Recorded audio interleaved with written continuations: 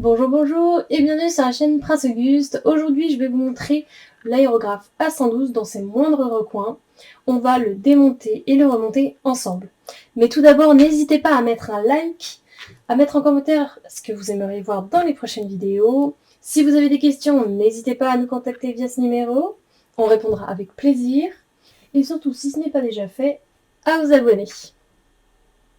Donc dans cette vidéo, on va démonter l'aérographe A112. Je vais vous donner le nom et l'utilité de chaque pièce, puis on va le remonter ensemble.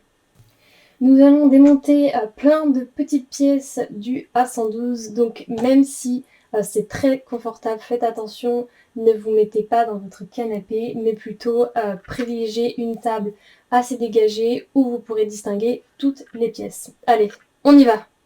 Tout d'abord, je commence toujours par démonter l'arrière de mon aérographe. Donc je vais venir démonter le manche rouge. Donc je viens positionner mes doigts au niveau de la vis et je viens dévisser le manche rouge.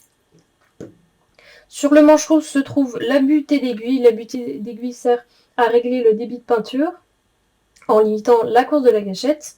Donc je viens la dévisser. Ensuite, vous avez la vis de serrage de mandrin qui, elle, permet de maintenir l'aiguille en place. Donc, je viens la dévisser aussi. Hop.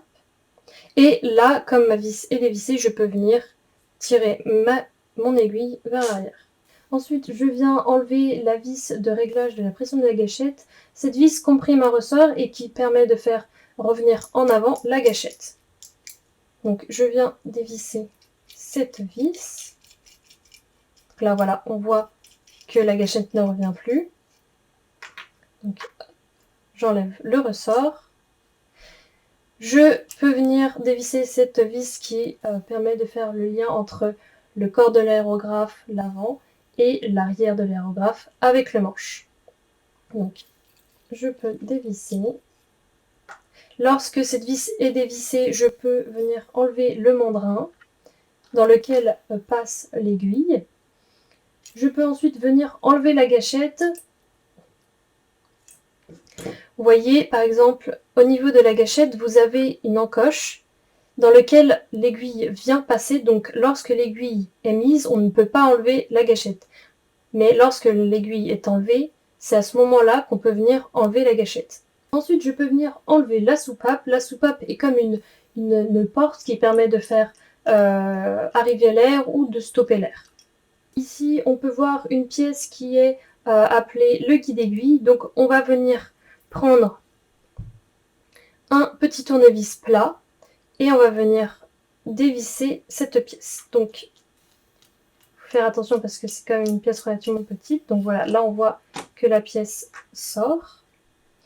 Donc, on peut constater que vous avez le guide aiguille, voilà, et ici vous avez un joint qui peut s'enlever. Donc c'est un petit joint qui peut s'enlever.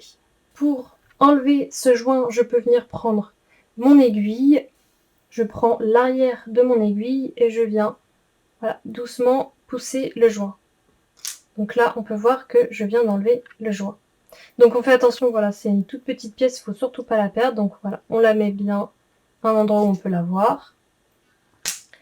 Ensuite, on va passer sur l'avant de l'aéro. Donc là, je viens enlever la tête complète. Là, vous avez le corps de l'aérographe. Vous avez la tête complète. Sur la tête complète, vous pouvez enlever le protège-aiguille, la tête d'air. Vous avez la tête d'air. Et vous avez la buse. Donc voilà, on peut voir la buse. Pour venir la dévisser, il vous faut absolument cette pièce. C'est une petite clé de démontage qui se trouve dans votre coffret aéro. Donc il faut venir encocher la clé dans la buse, donc du côté plat.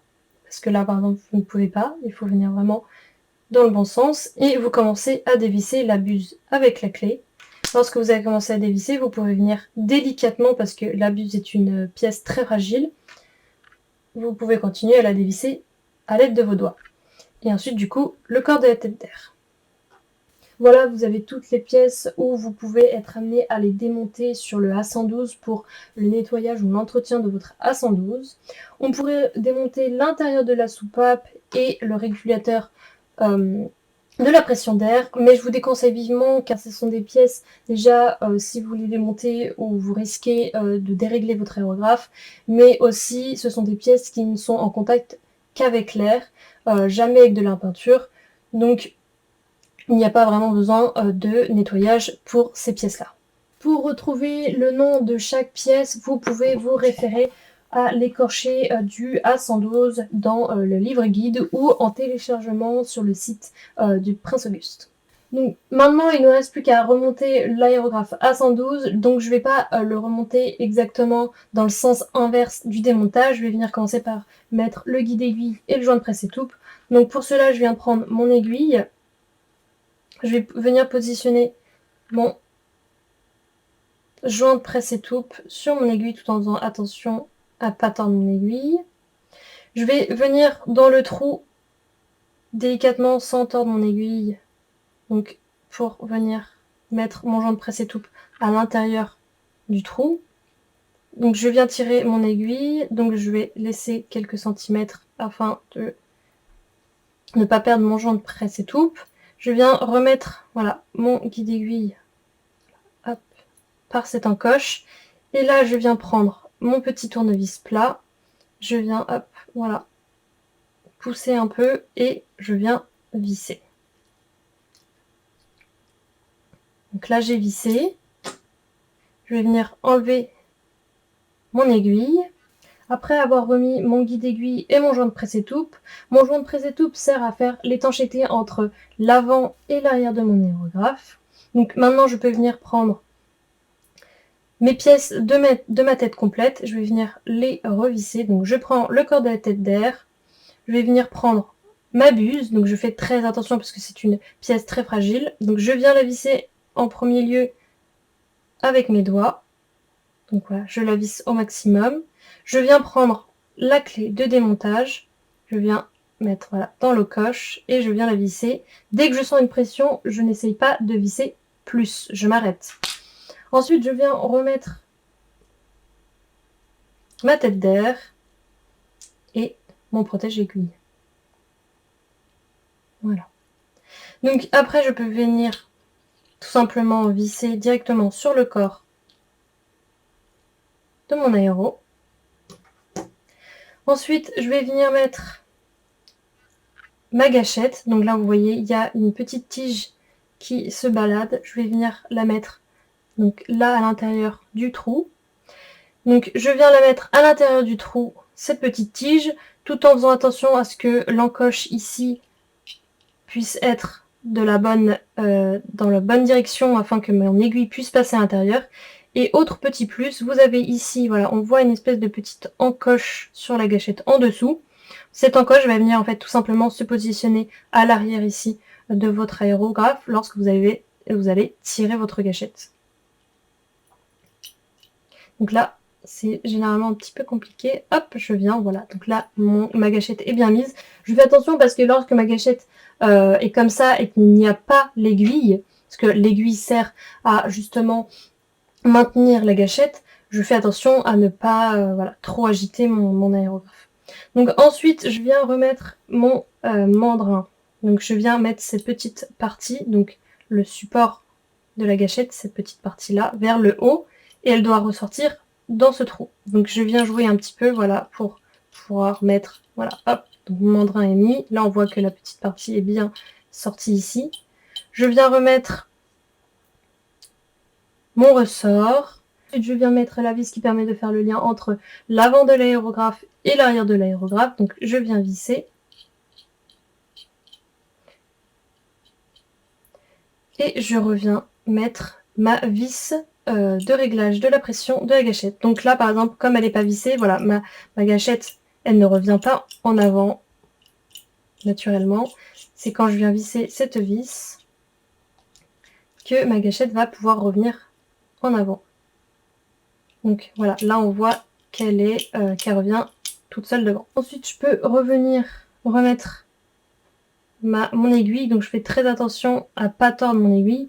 Donc là, très important, l'aiguille, on va le voir. Donc voilà, là on voit, vous voyez bien, je pense, il y a comme une pression. Donc en fait, c'est la pression qui se fait au niveau du joint de presse-étoupe, ce qui permet de faire l'étanchéité justement entre l'avant et l'arrière. Donc cette pression est très importante, donc si vous l'avez pas, il va falloir venir prendre, par exemple, ce mini scalpel, et vous allez pouvoir revisser directement votre guide aiguille ici, afin que qu'il y ait cette pression. Donc voilà, vous allez pouvoir visser de cette manière.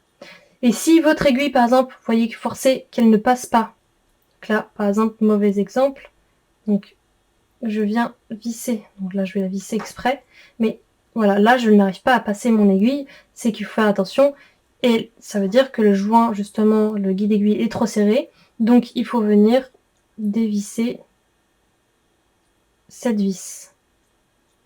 Donc là après, voilà, dès que vous avez cette pression, vous la gardez, vous poussez à fond votre aiguille, et vous pouvez venir remettre la vis de serrage de mandrin qui va permettre d'éviter à votre aiguille de partir.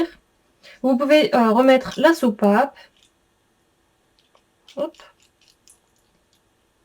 Et le manche. Donc, je vais remettre le manche. Et du coup, la butée d'aiguille. Vous n'êtes pas obligé de la visser à fond. Donc là, quand je la visse pas à fond, la butée, je peux tirer à fond ma gâchette. Et lorsque je la visse, par exemple, voilà, là, je peux pas tirer. La gâchette est verrouillée à une certaine distance. Donc voilà, on n'est pas obligé de la visser à fond. Donc voilà, vous avez l'aérographe A112 monté au complet. Voilà, on a démonté et monté l'aérographe A112. J'espère que cela vous a plu et aidé pour mieux comprendre le fonctionnement de l'aérographe. En tout cas, n'hésitez pas à mettre un like et on se dit à plus dans une prochaine vidéo.